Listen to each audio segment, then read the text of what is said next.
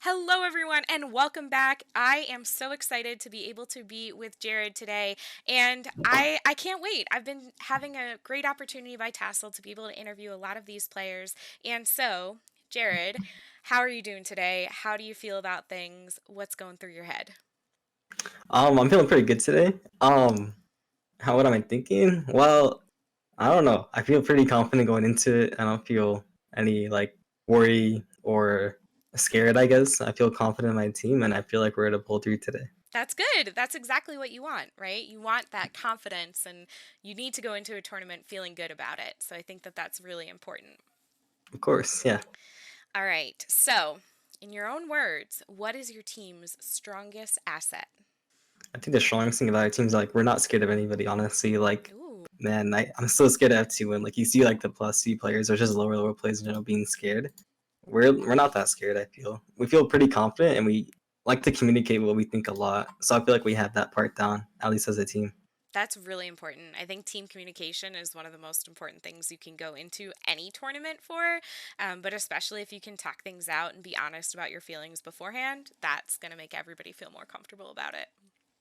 Yeah, we're not worried. All of us aren't. So, if you're not worried about anyone, who would you rather face in the finals between Freeze and FTWin, and why?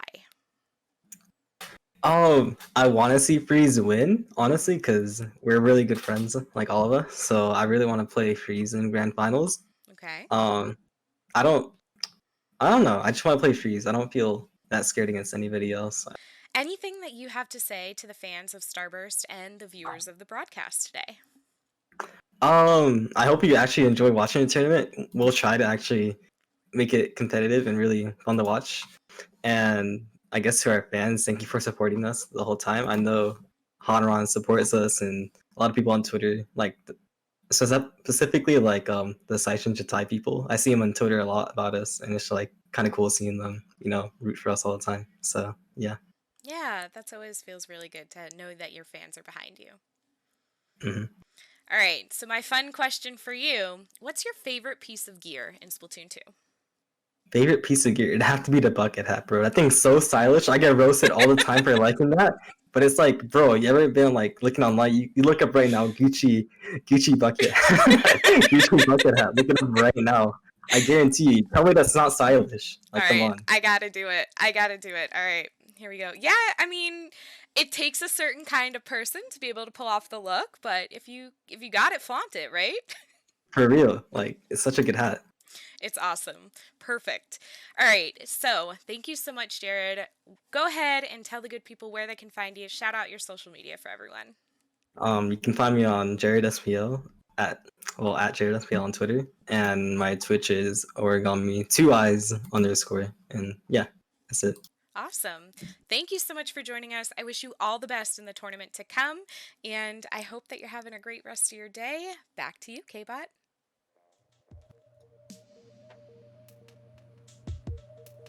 Some very insightful words there from Jared. Obviously, Starburst really looking forward to this rematch versus FTWin in the grand final.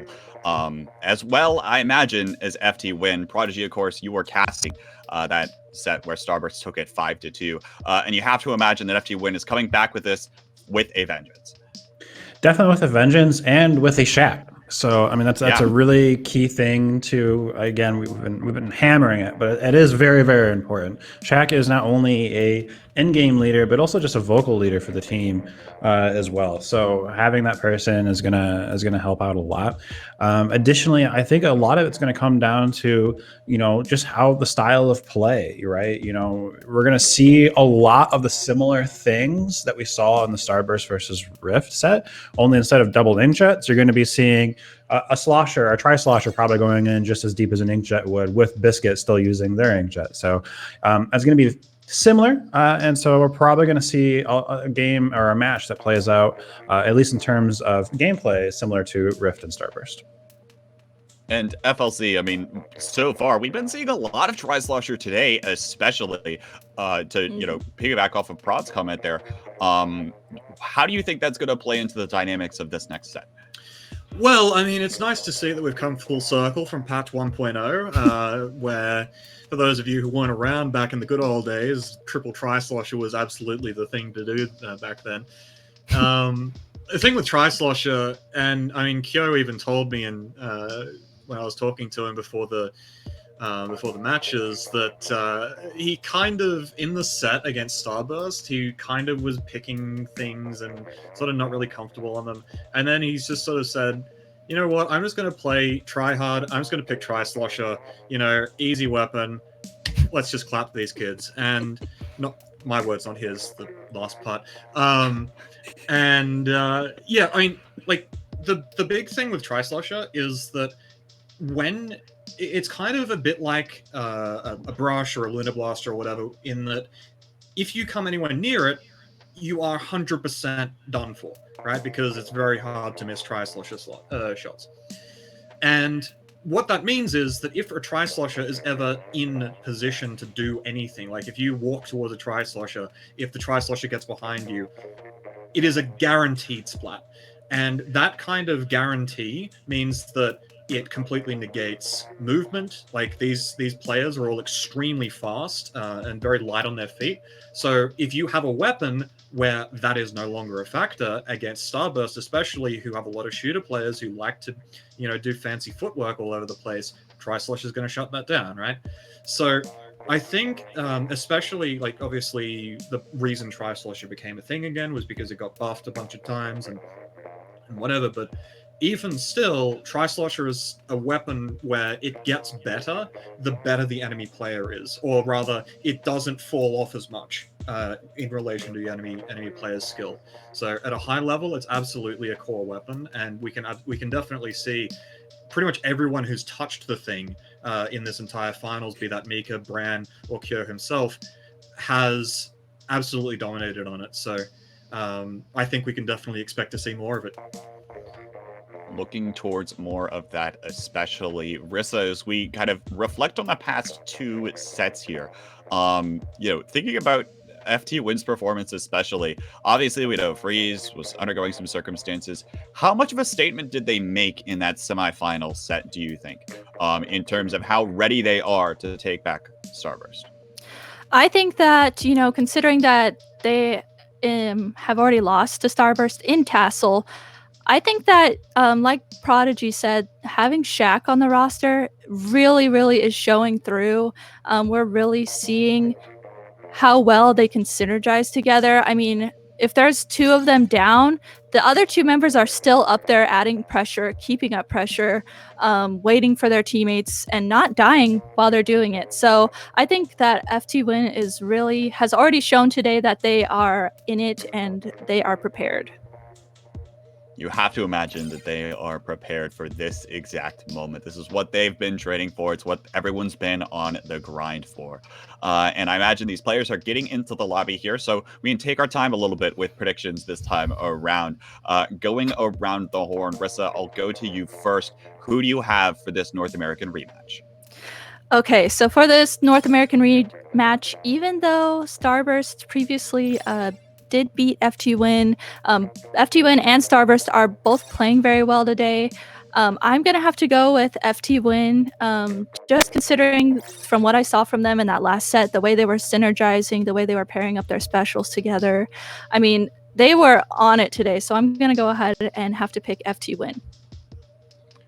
Prodigy, we talked earlier, briefly, you and I, about the FTWin plot armor. Is that thick enough to withstand, so far, what we've been seeing out of Starburst, especially given their ability to ramp up later and later into the set? Yeah, you know, if you were to have asked me at the start of today, you know, let's okay, Prodigy, assume that there's going to be FTWin Starburst, you know, finals, who you're going to pick, I would have said Starburst. Seeing how what has unfolded so far today, I am going to change that to FTWin. I think FTWin is looking very well oiled right now. There wasn't really a lot to criticize them in that Freeze matchup, but you know there still are a lot of caveats. Obviously, Freeze, we do have to admit, really wasn't playing at their full potential. Not realistically, not due to their own faults, right? So, you know, were they really challenged enough to see any potential weaknesses that they might have today? Don't know for sure. But given what we have seen, I do have to go with FTWin for this match. FLC, to go to you here, you spent probably the most amount of time scouring over the overhead VODs. What do your eyes have on this set? Yeah, I mean, I got to go with FTWin as well. What I was seeing, it's. I have to emphasize, the FTWin versus Freeze set. Yes, there were problems in Freeze's setup and all that, but at the same time, FTWin absolutely looked excellent. And there's a sort of, I can't really go into detail, but it is like you can sort of see the difference, and Prod was kind of alluding to this, between a team that's just kind of winning because the enemy team isn't putting up a fight versus a team that is actually in the zone, on their game, absolutely ready to win this tournament. Now, that having been said, I also think that Starburst is going to be a lot more comfortable fighting against FTWin. This is the match that they've probably been most prepared for, and so I'm not expecting an absolute whitewash, but at the same time, I would definitely favor FTWin. Sounds like you three are going FTWin. I'm gonna balance y'all out a little bit, even if it is just to go for like the ha, I told you so after the fact. I honestly think that like Starburst's adaptability over what I've seen so far has not really failed them thus far, right? Versus Rift, I think they were able to pull out switching brand maybe over to that Tri-Slosher. In previous other sets, they've certainly had, that ability to change up their weapons, change up their playstyle in order to make the set more interesting later and later on. So if this set goes long, I'm looking towards Starburst to come out on top, but we'll just have to wait and see. It's the North American rematch for the TASL Season 2 Championship between Starburst and FTWin. I can't wait to see who comes out on top for this one. And of course, we've got two fantastic casters that mocked each other on Twitter earlier today. It's Nine and Ninja on the caster's desk for this one. Enjoy the set, and we will talk to you all after this.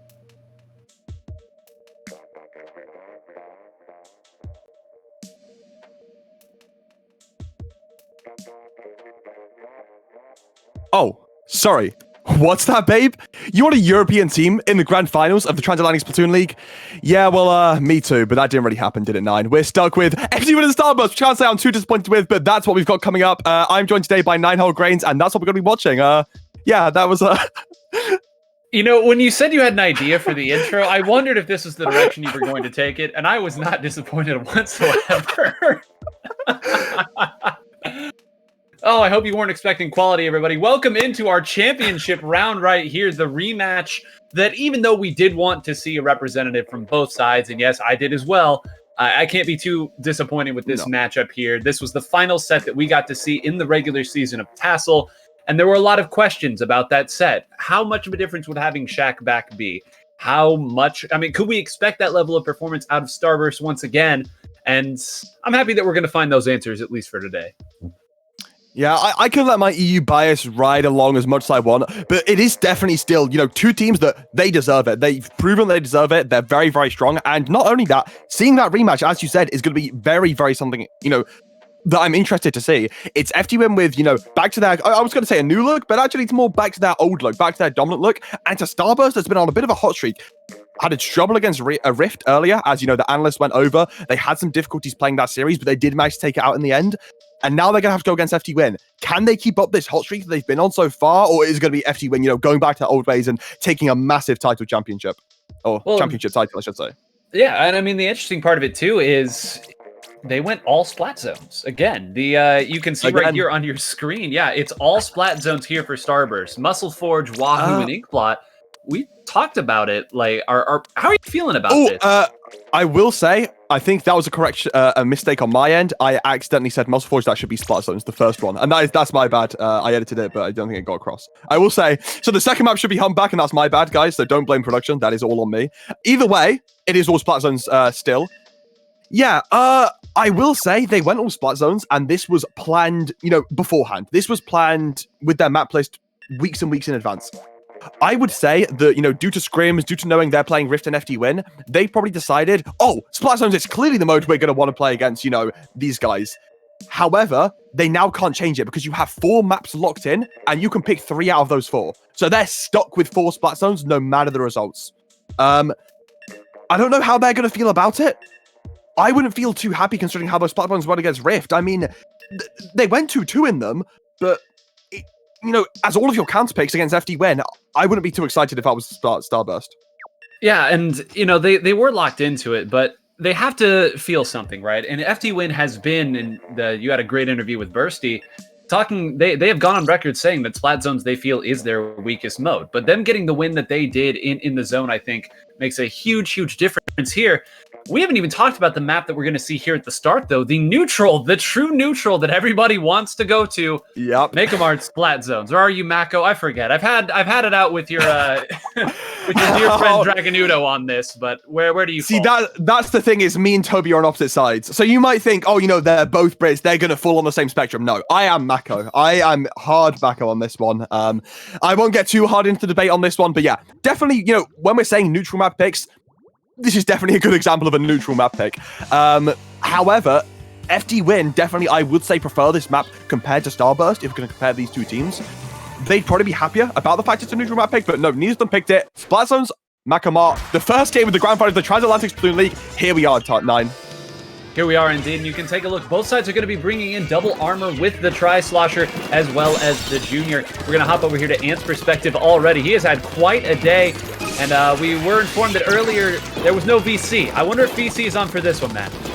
I suppose it would be as he starts moving up and takes the zone with the Junior. That's going to be Starburst with the early advantage with their comp right here, but they do lose Brand early on. It's a trade though. Shaq gets traded out, but it's another trade. A 2v2 situation as Biscuit pops this inkjet and tries to move forward, putting a lot of pressure on Ice, and that will be FTWin with the man advantage. Jared getting taken out, and that's going to be FTWin cleaning up the first team fight win. And oh no, you don't want to see that. Brand dropping early, and Biscuit taking that delayed, third kill will actually get FTWin up in a really good position to try and lock this out now. So FTWin, right? They're willing to give it up at the start so they can set up the way that they want to break through. They find the small openings here. They recognize them so quickly, and they are perfectly content holding on to it. But you see there, they do have to move back. Jared diving in, maybe just a little bit too far. They are going to get at least a little bit of control, but if Brain goes down here, they might lose it already. Going in for a fight, and Ice isn't even going to be able to get the revenge here. This is going bad poorly.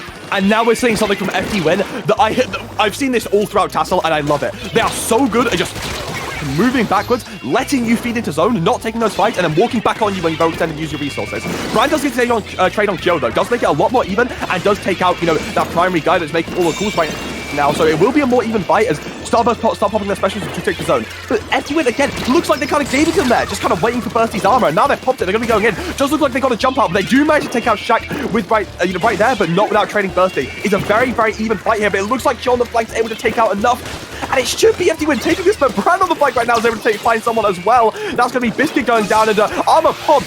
Starburst is still in this fight, 9.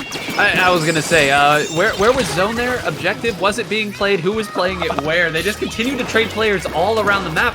But, you brought up a great point in the middle of all that, too. They're willing to give up the zone if it means that they don't have to give up the entirety of the map and they get to move themselves around. Really, right now, it's been Ice's Suction Bomb Rush that has been the only reason that Starburst has really been able to capitalize on the zones. It's been much more set play, but FTWin has been able to move people up. You saw right there. They pushed in, they took one down, they got the revenge kill, and they went back to mid. They said, you come to us, we know you're building up 4 specials, we will wait, and Brand goes down again. Biscuit is playing out of his mind. 2 go down to Biscuit for Ant's armor, and he jumps out as well. The armor was completely negated, and there's only 20 points left. Ant can only just start farming up his armor now. There's 20 points left, not going to be enough time. They will have time for Brand's armor to come online as well as the Suction Rush. So they have the special resources. They just need to be able to do something with them. And right now, they're distracted by Shaq. You need to look at zone, but they finally start moving towards it along with the bomb rush. They should hopefully be able to get a cap hit, and they do, but not without losing 2 members. And pop the solo armors, but these armors are finding no value as, yeah, they get the zone, but now they're forced back, and even have so much control winning team fight after team fight.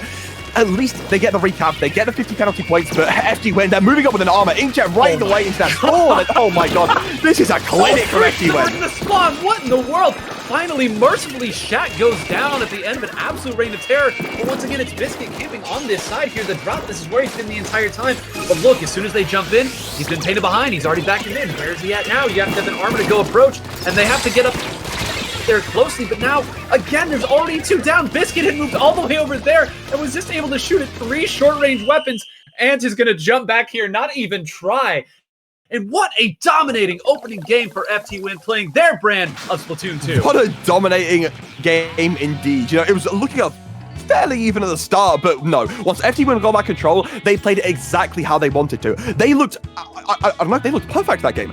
They looked unbeatable. Honestly, that sort of FTWin, I don't know if any team in the world is going to beat them playing at that level of prestige. I loved seeing that play. And honestly, you know, I'm not trying to throw flame just because I think that Bursty was playing so well, but I think a lot of that came down to a junior difference. You found Bursty always, you know, I don't know if it was whether the calls or whether the team as a whole, but he was always using the armors when they had people ready to go immediately back in, and when Starburst were overextended and they were ready to punish Starburst. And on the other hand, was always popping the armors when, you know, a couple of teammates were down, it wasn't the best situation, they weren't ready to go in, which didn't have them finding the same level of value. And maybe that was just due to FTWin completely overrolling them, you know, not allowing Ant to find those good situations. But you can't deny that Bursty was able to find so much more value on that junior. Bursty absolutely was. And, you know, to that point that you made there at the end of, you know, maybe it was just a matter of timing here. One of the things that FTWin is so good about, and I remember talking to Shaq about this way back when Hexen became their coach, is the macro game. I know it sounds simple, but they have such a fantastic understanding of what the small openings are. And when you play a more isolated style of game like Starburst does, there are the moments, there are the openings that you can go in and attack. And I mean, there were a couple of times where the armor went up, and then before the armor even landed on the other players, they were down. Like, it wasn't that it was a mistimed armor. It was that, like, the one that Biscuit got, that double, it was like, the armor didn't land yet. Hold on a second. That's actually a perfect example. I wasn't even really thinking of that, but that situation, and did press the armor button when 4 members of the team were alive, but then suddenly Biscuit just walks in, 2 members of the team go down before they get the armor, so at that point, as the junior player, you're just sitting there crying. I did my job. What? Yeah. I mean, maybe that's where the special power came from a while ago, but you know, that's for another day. We're going on to humpback splat zones. Another splat zones? I would say that some people could say this is a similar map. However, I would say not so much. I don't know. It has a similar sort of style, but it's kind of a small, closed-in map, but I feel like it plays pretty differently, but I can't quite put my finger on why. Yeah, no, I think you're right here. And we actually, this is one of the few map modes that we see Biscuit trade off. I don't know if he's going to trade off, but we have seen him play Explosher here.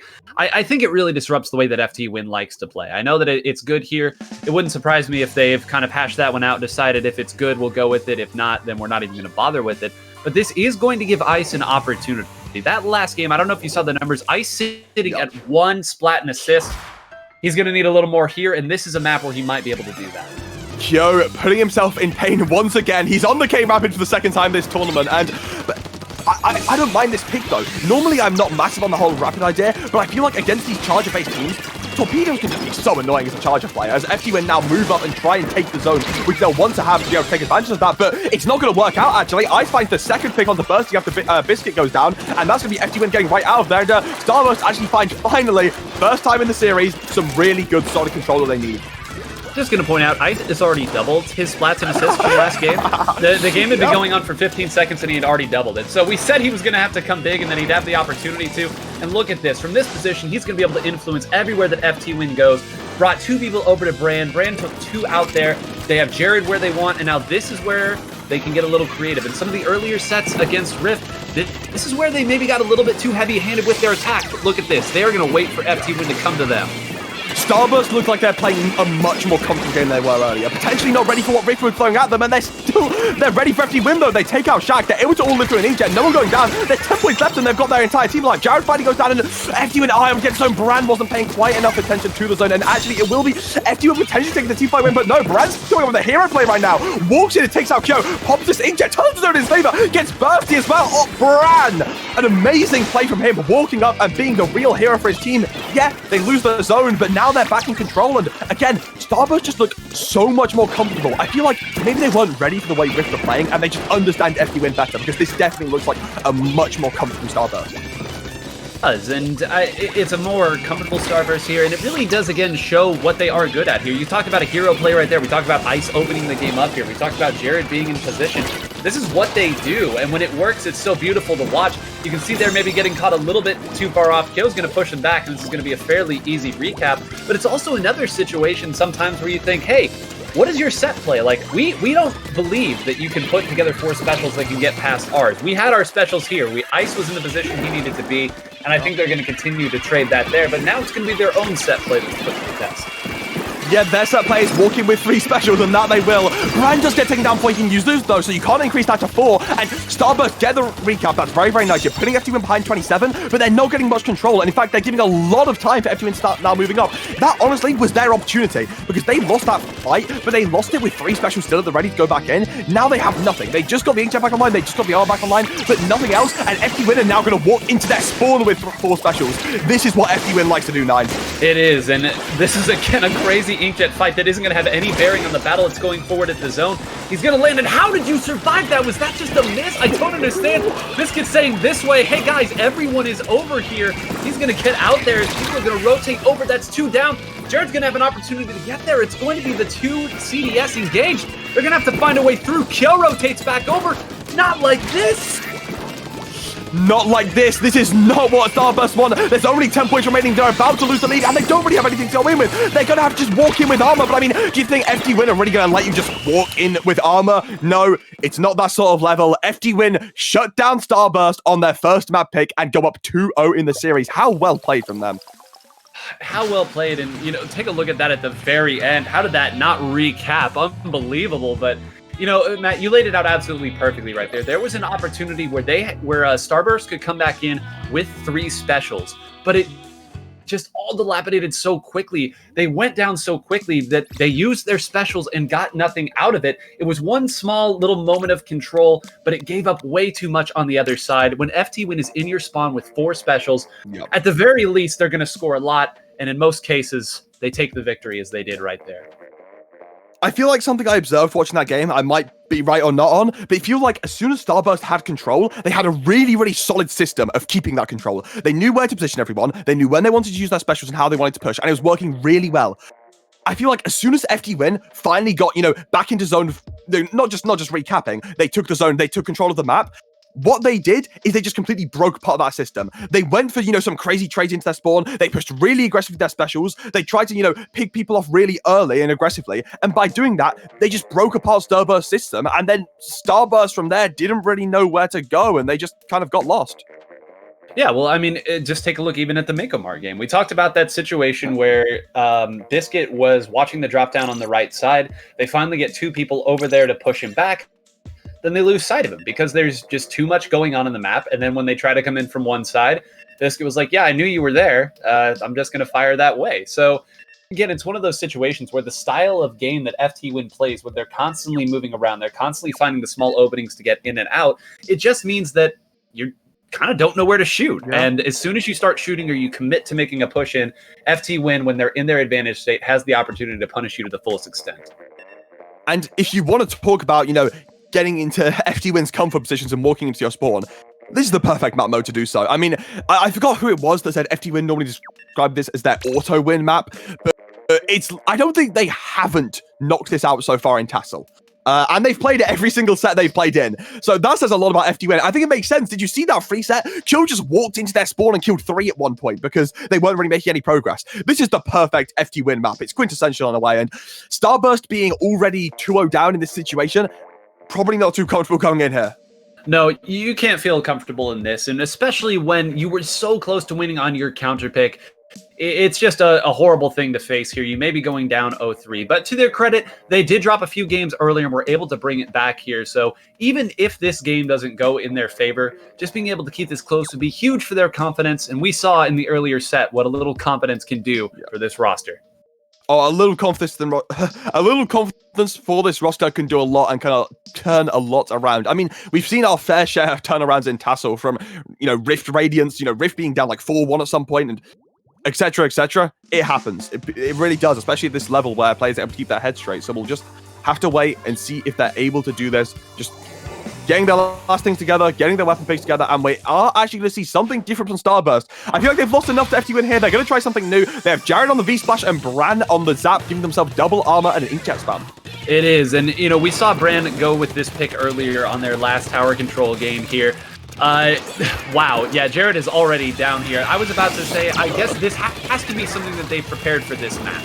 Like, there's no other reason that I feel like you would make such a drastic shift in your comp, but already that's 2 down. Brand's going to have to rotate down. He's basically out. Ice is out.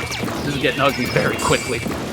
Brand pop the armor in a 2v4 situation, not really able to walk in and find much value with it either. So that's going to be FTWin taking him out and just moving forwards. And I'm not feeling too confident right now if I'm Starburst. I feel like, honestly, if I was them, I'd walk back into our own spawn and just play, get all our specials. Because it's so scary when you're in this situation against FTWin. They're just up on their flat, punishing any sort of mismovement and mismanagement. They need their special to shut down this push, and it's just going, and it's just going like every other single FTWin Muscle Forge DC. It is. And there was even a great moment right there where you saw Bursty move back just a little bit to make sure the bombs could go away, and that allowed Kyo to move up all the way over on this side where he has been for really the last 30 seconds of the game. They're going to try to make a play here, just trying to throw everything they have at the tower. Kyo actually has time to come and loop back around, and a fantastic punishment there by Ice is at least going to mitigate a little bit of the damage, but like you said, man, they call it auto win for a reason. Yeah, they call it ultimate for a reason, but potentially there with the stop out the knockout elite. We do see Biscuit getting taken down. That's only 2 people pushing off of this from the FTWin side. They finally pop a 4-man armor and they start moving in on Shaq and Bursty. Shaq does pop those missiles, but not so much value, and it will be Cho moving on to their side of the plat. They're able to trade with Ice, but potentially not what they want. It will most likely be an FTWin staying in mid, but they're definitely going to knockout. Yeah, they are in a 3v2 situation, so it is looking good for them, but the members of Starburst now backing up and trying to wait for the members, but Brand goes down without popping Yama, and goes down too, so no, FTWin just continued pushing this right now with an inkjet. Oh my god. Biscuit, chill. Oh, he didn't jump out. He tried to be crafting with coming back in, and that's the other thing about this, man. What is this comp going to do to Biscuit? Like, not almost eats this alive. And that's it. Regardless the result of the rest of this series, FTWin have a 100% knockout rate on TC Muscle Forge. I mean, look at the map right now. Look at that purple. That was dominant for FTWin. Yeah, they got slowed down a little bit at the start, but I mean, that wasn't nearly close. And that's 3-0 up for FTWin so far. All knockouts. All knockouts. And Game 2, such a heartbreaking loss, especially with the way that Game 1 and now Game 3 have gone. And especially because that's, again, both Splat Zones maps that have already gone the other way. That's all your counter picks. And man, this is so brutal. Starburst has made some swaps. They had, it looked like something that they were trying specifically on that map that didn't seem to go their way. And now they have to go on to another FTWin counter pick. This will actually be a neutral pick coming up. Oh, this is a neutral pick. Yes. We're on neutral. We're on neutral. Which I'd say they feel a little bit more assured with this neutral pick. They had such a even though they've not picked any Rainmakers, it's all zones. They did have a nice Rainmaker game against Rift. You know, the classic Game 9. They just walked in, and this is the map they wanted to play on. We see earlier they have Splat Zones Humpback locked in. You know, on that second thing. I feel like we'll most likely see custom jet squad from both sides. You know, not 100% sure yet, but I'd say they definitely feel more comfortable about this map than any of the other 3 so far. Yeah, if this is where you go for one, why not go with it here again? And this does give the opportunity for some more of the backdoor plays and the isolation plays that we are so used to seeing from Starburst here. And it's a wide enough map that they should be able to separate if they need to. I'm really curious what Bran is going to go here. Because I think at this point we can pretty well establish that the NZAP is what he's going to use on tower control. The L3, he's used a little bit of everything, but it really was the try that opened it up, and it worked the last time they went on Rainmaker. Why not try it again? But that is, I think, the answer that we need to find. They really, really aren't going to get too many opportunities on this map. They need to make the ones that they do get count. They need to make them count, and we'll have to see how they're going to get that to work. Honestly, I'm worried for them, considering how it's gone so far. But the fact that they had such a great system in place on Humpback on Splat Zones, I feel like they have a good understanding of this map and how to control it. If they can keep that system going when they're moving up onto their side of the map and, moving up their plat, it could definitely work. And I could see that. I's a team-based player. I'm sure he knows what he's doing on that Stingray, which, we're going to see. And combining that with Brand's Inkjets, the Cloud just moving up on their plat, I can see a really good system in place here and a really good system working. So we're going to have to see if they can take advantage of that. No Stingray from FTWin. Yep, I mean, isn't that just such a classic thing here? They say we're going to use our bombs, we're going to decide where you stop, and eventually something will crack. And already separating them around here, Kyo gets one and a shot on the other. That's a couple armors knocked off as well. They hold their position pretty well, and that's going to be 3 down. So, hey, we talked about the opportunity. Not going to get one much better than this. Yeah, this is a great early opportunity. Shaq does get elbow, he has the missiles, but no other specials online for FTWin, not even really close yet. They're starting to approach that cloud of armor, but yeah, it's pretty far away. The missiles do create an opening on that shoulder. That is very, very nice for FTWin, considering they're going to want to find that space. And they find Jared again, too. The inkjet is popped from Brad along with this income to try and find some space. But look, they're being popped with this armor, inkjet, and cloud. It's such a nice combination. They can just walk over Starburst right now. No one on FTWin's side going down. Starburst being forced back into their spawn. And Jared's going to try and recontest mid, but he really doesn't want to go down for the third time here. Oh, and he dives in. He gets it. What a gamble to keep the game in front of them. And now it's just going to be Bisky. Yeah, he's going to jump out. Jared's going to have the opportunity to paint up. He's going to have his cloud here very shortly, too. They're going to have to go for the left. Very interesting. Jared to win the game, but he falls. I don't think he wanted that at all. Didn't want that at all. That could have been so clutch. I actually love that play. They move the Rainmaker left. They make all of FTWin look that way while Jared's on the flank, but dropping down. But I mean, I've got to give it to FTWin. They played so fast and they didn't give Jared a chance to, get the flank off in the first place. FTWin, that push being stopped early. It looks like they're going to try and keep something going here, but I feel like the respawns coming through for Starburst, it will most likely be them taking control. Yep, FTWin are going to back off to mid and try and get some jumps in there. Starburst retaking control of their side of the map, but look, Shaq knows how to play this game. You don't always need to go in and take the stupid fights. Let's just charge my missiles up. Charge them up here. Brand going into a 3. He's going to find a way to retreat here. Careful, they do clean him up, so they are going to be able to maintain control of the middle, like you said there. But, something to a point that you said earlier of the way that FTWin defends, that is the one thing about not having a Stingray. You are so active. When you throw a couple bombs, you throw a cloud out, you get to move in. You get to decide where you're going next, whereas you don't have that option with one of the more defensive hold-back type of specials. So it just all goes back to their philosophy of being active, finding the openings, and moving through there. They are going to create a little bit of an opening here. That's going to be the inkjet out. Where is Burst going to go with this? Is he going to come back to mid just to try to avoid it and give him the chance to grab it? It looks like that is the case. But this has been a much better game from Starburst, and I think everything that you've said so far, Matt, has come through. Yeah, these guys have really kept it, on hold right now. I was really scared at the start of the game when they lost Jared. I was scared it was just going to be gone. But since then, they've managed to keep things together. Their system's been in place, and it's working really well. Nice punish on Cho just before he gets armor. And they do have the missile inject combination. Will be interesting to see if they utilize the inject alongside it. Most likely, Shaq just trying to put some extra pressure with the missiles. But no, the inject is going to come through with Biscuit. Going to see if he can find some hits onto the middle of the map, but nothing yet so far, actually. But Jared walking into a bomb he didn't see. We were talking about this from the analyst who FLC talked about how big of a deal it is when you just go down to a random bomb. It means the opponent just basically took you out for free, is able to move out and do whatever they want. And you saw right there, they grabbed the Rainmaker just to buy a little bit of time for the Stingray. It wasn't enough time, Matt. They are going to be able to get the lead here. They're on this side. It looks like they might close. But wait, no, someone's coming around on the flank. Who is that? Well, whoever it is, they're down now. I think it was Kyo. But man, a second, man, that's all it takes this team. You know what I love FTWin is they don't respect what the other team's doing. They just do their own thing. Earlier when Jared was flanking, they just ignored it and they walked onto Rainfall Jared to get an opportunity, regardless of him dropping. Right there, they just didn't respect, Starburst, Stingray getting ready for that defense. They just walked through the Stingray, they moved forward, and they got so many points so fast and it paid out. FTWin doesn't need to respect their opponents, but they can just play their own style and play it so well. But they do lose Bursting when he has that armor ready, so that is going to be a scary situation from now on mid, especially with Cho getting caught out on the Shark. This is actually Starburst's chance now to start moving forward and find this opportunity. It is. Keep a look at the top of your screen there. The armor has already been used. That's already 3 specials used, so Jared's going to have to do this the honest way on the front. He may end up getting close to his special here at the start, but they are going to lose the Rainmaker already. That's 2 specials from FTWin. If they're able to maintain some semblance of control of this elbow, they might get another counter, but they aren't. Kyo's going to run right in, get taken down. What are they going to do here with this Rainmaker? Are they going to let it reset? Are they going to try to grab it? It looks like right now Jared's staying around to keep a threat. Is he going to touch it? No, he opts to bail. Probably the wiser choice right here, but look at all that paint they had on that side. There was an opportunity for some quick point. We are down now to the final 30 seconds. I think that Rainmaker there was definitely bait. It looked very, very nice to grab, but you're not getting it to 25. I think it was smart of Jared to back up, and he does lose himself now, but he was able to trade Joe, so it's a much better situation for his team. Moving up with this Ray and Inkjet is what Starburst are going to be doing, and Anthony to move forward though, but they only have 10 seconds. You don't want to risk going for a YOLO push when you are in effectively overtime. If you go down here, you're not going to win. You're going to be almost out of TASL or down to match point, so they need to find the big push here, but no. It's only An. Just how quick. It was all up. Let's build the hype. 3 are down. Yeah. I think FTWin, from what we've seen so far, are just the most disciplined team, in my opinion.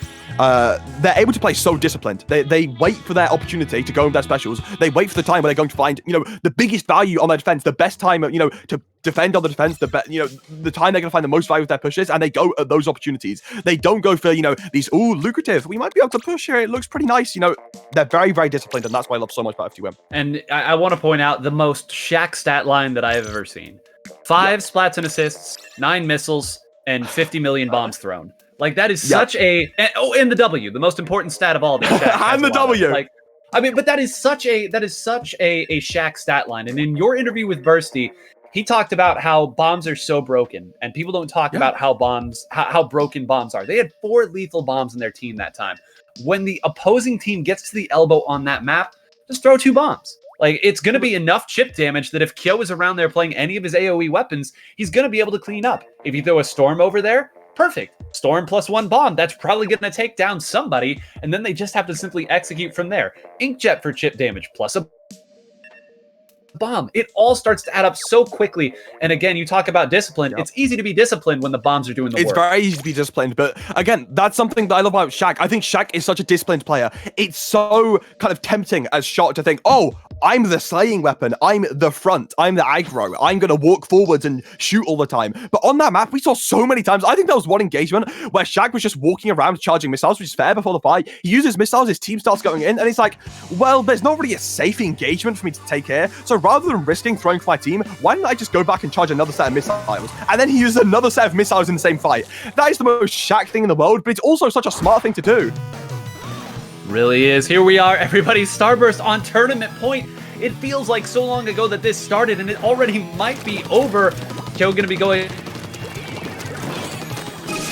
back to the K-Rapid. That's how you know he wants to win, Matt. That's how you know he is all get business this W. today. Popping the armor early as Bertie moves on to zone, but does get pushed off by Ice. Inkstorm being used too, and FTWin actually taking an early cap, something a bit unconventional from them. Normally they're the team trying to come in second. That's going to be Starburst here, and Starburst potentially paying off with it. They actually do take out Shaq, but they do lose Grant in the inkjet, so it's still an even situation. So for FTWin...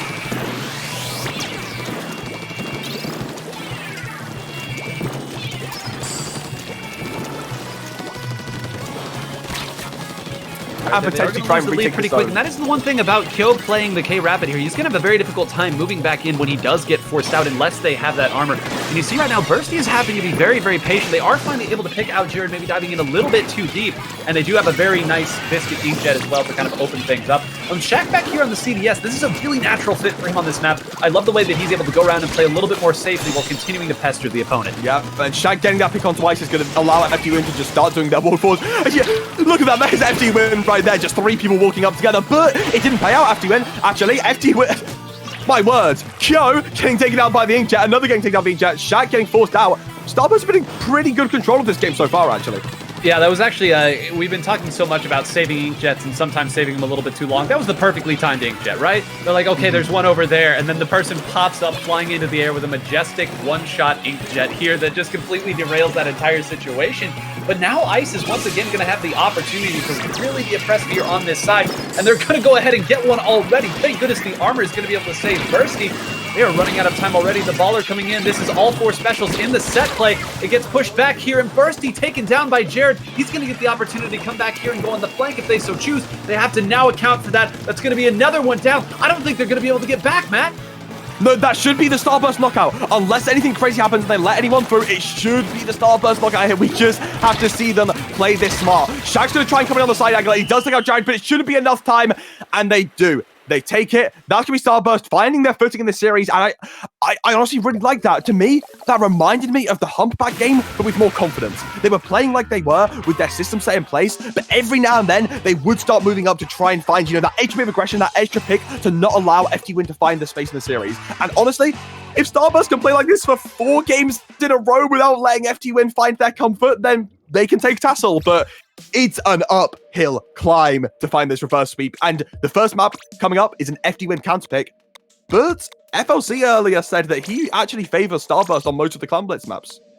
Yeah, he thinks that it's perhaps one of Starburst's best modes with the way that they like to play, just in general, not necessarily based on any statistics or anything like that, but just because Clan Blitz is a mode where you want to have control of large swaths of the map at the same time.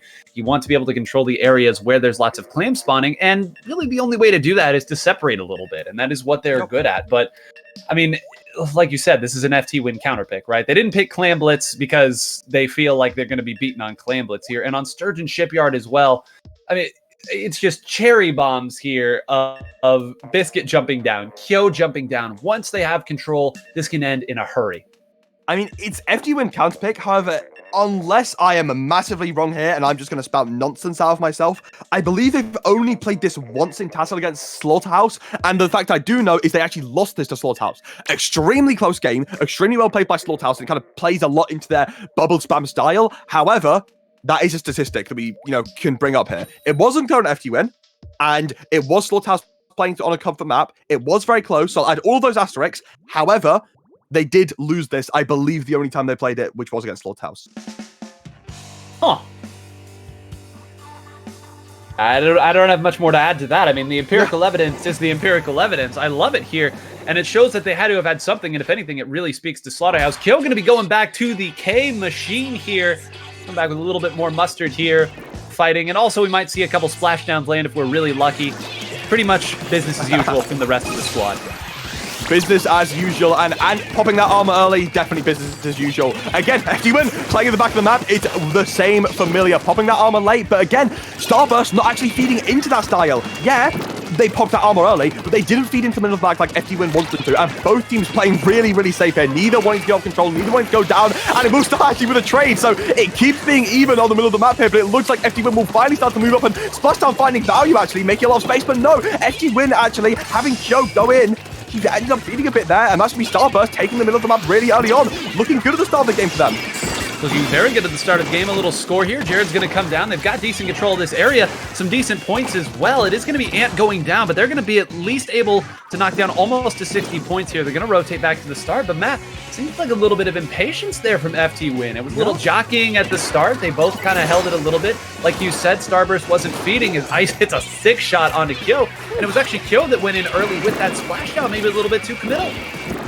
I feel like both teams were trying to do the FTWin, which is sit on mid and let the other team feed, then walk in.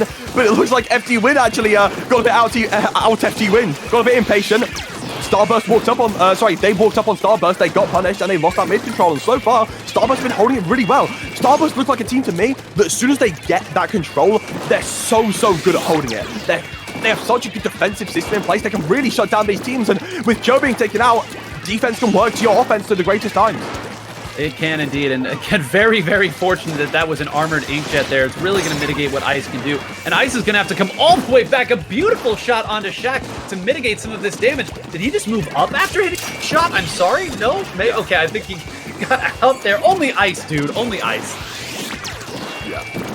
Ice, I feel like throughout all of the interviews and all the discussions, Ice has been kind of rated as the worst charger out of the race. I'm not saying I think he is, I'm saying that's why he's been rated by everyone else, but he's really trying to prove himself wrong right now, playing so well so far and keeping FTWin out, but FTWin will start to move forward, but it's not like it's a solid control of mid. Starburst are definitely poking their way back in, and they actually find Biscuit, which will allow them back in.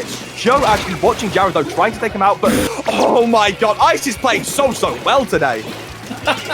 Rate him however you want. The dude is active. He is always making plays, always opening it up. And look at this. Ant had an opportunity to dive off and score there, but instead opts to come back, maintain a little bit of mid control, and wait until they can make the push count. That power clam only would have netted them 1 point. Ant too smart of a player to sacrifice himself for one measly point. Yep, and definitely too smart to do that there, but it does look like his teammate will go down on the other side of the map right now, so playing slow, giving that jump and getting the armor, but Jared does go down. It should be FTWin be able to move back in and trying to take the middle of the map, but hopefully the armor will try and make this more even, and it does. Biscuit going down, but not without Jared being traded, Ice being traded, which should allow FTWin to find some more control on mid, but again, it's not crazy control. They do get this score though, and they do start scoring clams. The thing is, Starburst has been in control for the entire game. They've not scored much. FTWin already almost have the lead, and that was barely any clams going in. It looks like Starburst will shut down the push, but no, actually, maybe not. Joe gets a couple there, starts moving up on Ice. Ice forces into a really bad situation and still staying in, but does get taken out eventually. And even though the clam basket's closed, this is where FTWin want to be. In your spawn, getting ready to score their next push. And it's true, they already almost have enough clams. You can see Biscuit tossing a couple out there. If they land, they're going to be able to grab it. Bursty does just that and is able to score here. One more clam will give them the lead. They certainly have the clam, although it's on Biscuit, who's currently stuck in Inkjet. Bursty moves through. Can he score any of those? No. Can they get Biscuit over there to score? And I can't believe it. A power clam and nothing more. Bend but not break on the defensive side for Starburst. Yeah, Starburst on that defensive side did really, really well. They haven't broken that lead, and Jared moving forward, identifying where Shaq was. Shaq just sharking a bit there, getting caught out, but not without Brian getting traded in mid. So that will be Starburst getting control of mid, but not with every single player there. Should allow everyone to start moving in, especially with that pick from Biscuit. Absolutely crucial right here. Starburst, again, they're still staying in the middle of the map, but they're only with 3 people right now, and I'm sure FTWin don't want to allow that to last long as Jared goes down and FTWin start moving up. They're starting to move up here, and again, it seems like now they're just starting to trade who is coming in and attacking at the time, and it's really just going to come down to which team loses the most for one of those little jab attacks. Biscuit's moving in right here. They have Shaq pushed up. They took the armor off of Shaq. He's saying this way. This is where the defense is. If we're going to go anywhere, it can't be this way. Biscuit's going to rotate over this way. He's going to build up his charge and try to pick somebody off in the middle. Unsuspecting. Can he get away? What a great defensive option to go down there to the bottom. That's going to be another one down. If they score here, they might be able to run the game out now, and they even have the wall up. If they can hold a clam and throw it in overtime, as you see Ant doing, that will be the end of the game, and Starburst take their second map, going 4-2 and 9. Is this happening? No, we can't say it. We can't say it. It is way too early, no. And you and I have ruined enough sets by cursing it, as is our right as commentators. But, I mean, you know, the crazy thing about that was the original opening that got Starburst that lead was that opening engagement, right? Where we said a little bit frantic at the start. You haven't really gotten into the flow of specials, the jockeying of specials at that point, because everyone, of course, starts with 0 charge on their specials. And then after that, it was a stalemate with FTWin taking control here, a point here and a point there, but Starburst held them to just enough to keep the lead, and it forced FTWin in that last 30 seconds of the game to be a little bit more desperate, not because they wanted to, but because they had to. With desperation comes overextension, and that's why Starburst was able to get that second score and end the game right there with Ant throwing a clam in overtime. I think Starburst taking a note out of FTWin's book and playing much more disciplined than they were earlier. And I think due to their disciplined play, they're kind of exposing some weaknesses in FTWin's play themselves. However, you know, despite how strong they're looking now, it's always the however. It's the last 3 maps. They need to win all of them in this series. And look at them. TC Manta, Splat Zones Inkblot, TC Inkblot. If you want to win all 3 of those against FTWin, you're going to have to play out a monster performance. Yeah, a monster performance, but I mean, with the way that those first couple of games looked, you've been hard-pressed to say that they were going to get 1, much less 2 here, so again, now we're back to tower control. This is where things can get a little bit rough, as we saw earlier, but might not be the mode, maybe just the map, and again, Ice is going to have an opportunity to really influence this map. I wonder what weapon he's going to pick. I know you happen to know I forget the name of that one Splatling player that you've teamed with here. You think we'll see it from Ice? Yeah, potentially we'll see a little bit of the Heavy Splatling remix come out. Of course, you know, Heavy Splatling remix becoming very, very famous on the map after Kaji dominating game after game after game with Kraken Paradise. You know, being such a strong pick here. However, I wouldn't be surprised if we see him stick to Charger. Not only is Ice just doing so well on that weapon today, but I feel like with no other backline threat from FTWin, a Charger is kind of one of the best options to deal with that sort of team and to deal with that sort of pressure. But potentially, you know, we've always seen Ice go Heavy Splatling here, so could be the comfort, could be going with what, you know, he's been playing with right now. I'm honestly on a bit of a 50-50 split on whether we'll see Firefin or Remix. And it will be the Firefin. There it is. Firefin, very, very nice. On the other side, Bursty is going to opt to switch back now to the NZAP here. It makes a lot of sense here, especially because it's tower control, and Brand is not going to be going back to the NZAP. So, I mean, maybe it was a tower control thing before, but it appears it's not going to be the case this time. I like that because I think they're playing back their style. They're going to feel much more comfortable, and I think Inkjet can get some great pushes here. So I definitely respect that decision from Brad. Right now, again, very slow skirmish on mid. No one wants to overextend. No one wants to feed mid. Starburst will start to move up and try and find some space, but no, doesn't look like they want to feed. Going back a bit, then waiting until the Inkjet before they start doing anything. But the Inkjet finds the value. It starts moving forward, and finally, the first team to engage on mid will get something out of it. They find Kyo in a 4v3. It's not like they get a full fight here. FTWin could definitely find this back if they start getting the special online, but with Biscuit going down, I think that will be unlikely, especially as we see those armors come online for Starburst, and their push starts moving forwards, and there's only Bertie left alive for that snipe from Ice. what is he going to do right now? He's just got to sit back there, hope that he can't be found. Brandon's going to do it. He actually gives away his position with the armor here, but he had to use his armor to give his team a chance to get back in. Ice misses a couple of shots there, which is going to allow Biscuit to move up. And yeah, Ice is going to come all the way back here, understanding that this push is pretty well done. But what a fantastic opening. And it all started with that push to bait Kyo out a little bit by Ant that allowed them to sneak in Brand's Inkjet to make that push at the beginning. Brilliant push from Starburst, but now it's FTWin's push. They pop the Inkjet, they pop 2 armors and missiles. They've used their entire catalog of specials and they find the value. They take out that frontline duo, that Jared Brand, kind of threat that's been such a presence in all of TASL, and now they can start moving up in this 4v2 situation. Ice and Ant, though, playing smart. They don't get taken out, but Shaq, again, more missiles. They're going to get moved out of that situation. We're going to have to see if FTWin can capitalize, but it looks like they're not going to. Still able to stay alive, and it's a 4v4 situation, but FTWin, even though they've used so many more specials, they still have more. They're not giving the space to Starburst to allow them to build their own. They're able to break that checkpoint, and they keep moving forward with more armors and more inkjets, and it's so hard for Starburst to find any space, and finally they falter, they lose Jared, and they're approaching the last checkpoint. Unbelievable right here. If they take it the distance here, it is entirely because of Shaq's ability to stay alive on this side. The entire time they had to focus shooting here, well, Shaq was just able to trade paint and build up more specials to use for the attack. It does look like with just one player left, it's going to be finally a successful defense, but goodness gracious, again, man, it's just one opening. That's all FTWin needs. It is all they need, but this is the thing. Man-to-Maria tower control, I've seen more than enough games where both teams end up breaking that last choke point, and FTWin didn't even manage to accomplish that, but they take out Ant on mid. That's actually huge for them, and now they can start moving up with another missile from Shaq. 5 missiles in the first 3 minutes of the game. Yeah, that's Shaq, and they're moving up with an inkjet too. Armor pop just for safety, and this is FTWin finding that opening pick, finding that opening situation, and using all of their specials one by one to find the pressure, but they pop all 4, and that leaves Starburst with 3 specials. Definitely an advantage here if they can find the value that FTWin were able to find with their own. Right, and that's going to be an inkjet already being tossed out, not going to be able to find much there. It looks like maybe used a little bit more to stop a push, but FTWin immediately is just like, yeah, we'll just back up. Sure, like, we don't have to push. You can use it to defend, and we'll just allow you to do that, save a couple of our specials. Are going to be 2-1 going down for each side here, so back to a neutral situation. This was the spot where Jared was at the very opening push here. Of course, this weapon does a great job at warding people off from trying to come on the tower. It can do so very non-committally here, but you see now they are able to push up at it, and mid had collapsed as well. And poor Jared, probably thinking that the right move was to back up. Turns out all the rest of his team had given up mid. Ice, who was already in the back of the map, has to jump all the way back.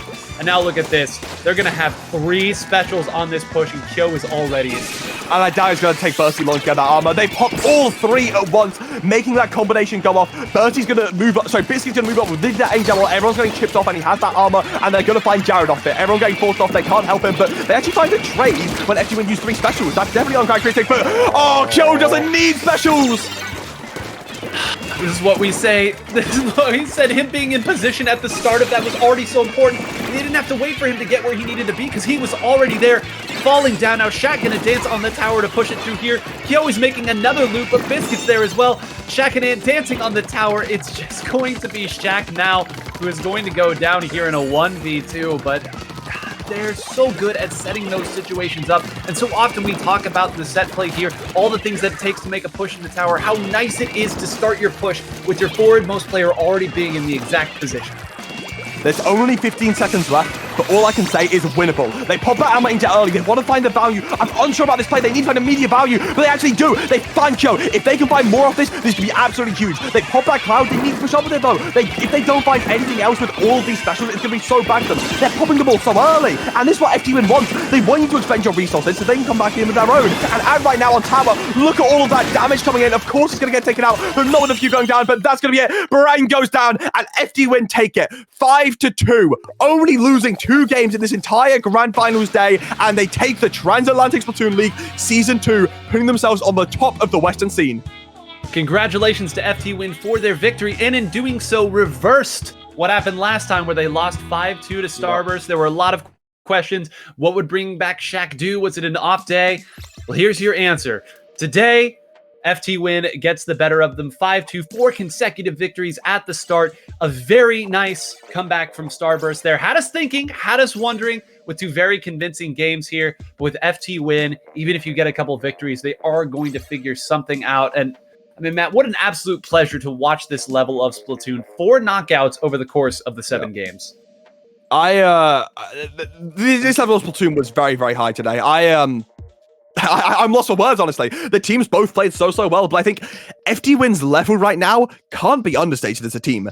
They looked so incredibly strong there. I feel like their understanding of how to play the game individually, as well as their teamwork when combining all of their specials and moving at the right time, it's insane. Their special pushes compared to any other team, I feel like, is what elevates them. Because I feel like they find so much value out of every single special they use, but I think with that, it's probably not going to be long before we're going to be sending it off to a break, and that's going to be us off. That's going to be it. And again, thank you so much to everybody who worked to make this such a fantastic event. Yeah, I want to give I've been working very closely with him. K-Bot just took this and ran. Sendu came to a couple of casters with this league saying, oh, I want these players to play together so we can have a high-level tournament. Stream it if you can every now and then on your own channels. I don't care. K-Ball took that and he made a Twitter, he made a YouTube, he got us casting and schedules, he got overlays, he got crazy PowerPoint graphics, he got endgame TV work on the finals, and what an amazing product that we really came up with. So massive shout outs to K-Bot, massive shout outs to Sendu for getting the initiative, and massive shout outs to everyone at Endgame TV and all of the casters for getting this going. And I think that's going to be the end. And thanks so much for casting this with me today, Nine. Thank you so much. And I just want you to know that your impression of me was a better impression than I could have done of myself. So I really, I don't want to talk appreciate about, we're not going to talk about those videos. They can be kept for another time.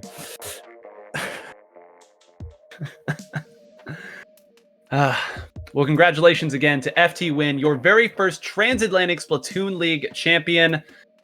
2020 and 2021 certainly deserved all the different rosters that they've brought in, fighting through any adversity that was thrown at them and coming to show you why, once again, they stand at the peak of North American and European Splatoon. Yep, they certainly do. And I'm unsure when we're going to be moving through, but it's really been amazing. I believe that's us moving to a break now. So make sure not to go anywhere. We're going to have interviews. We're going to have analysis. So do not move out of your seats. Thanks so much again, and enjoy the ending of TASL Season 2.